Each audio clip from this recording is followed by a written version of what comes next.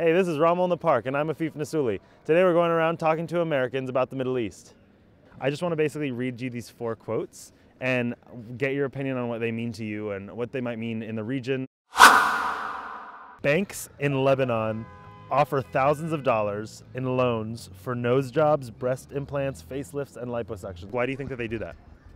Maybe to get better looking people, which is kind of ridiculous. Those sorts of things are happening all over the world, and they're not Lebanon specific.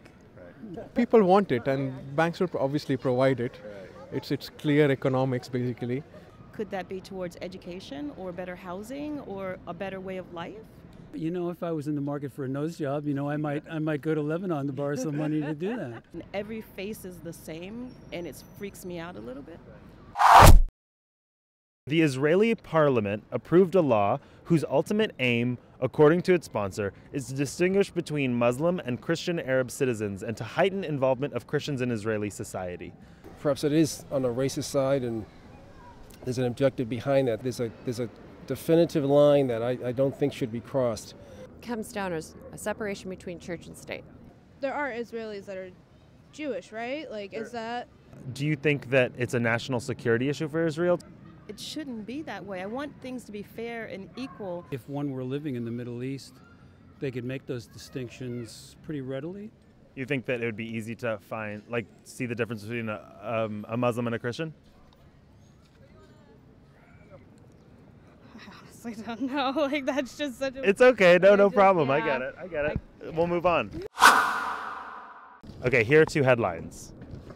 Saudi religious police are to be investigated for corruption, and the Saudi religious police outlaw tempting eyes. What's the definition of tempting to you? Sexy? I think we can still, maintain some level of investment in relationship. I think we need to find natural ways of energizing our world. I don't have any desire to ever go there. It's complex. Yes. Let's go back to thinking at a higher level. Yeah. A higher level. The world's so messed up.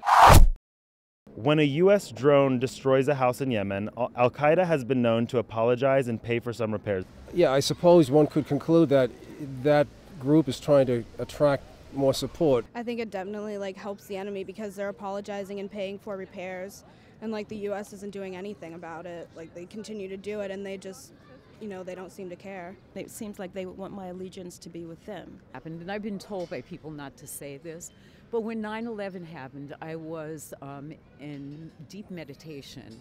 And the first thing that came to mind when I found out actually what was happening, that we should apologize. Vengeance is mine, saith the Lord. Oh, Jesus.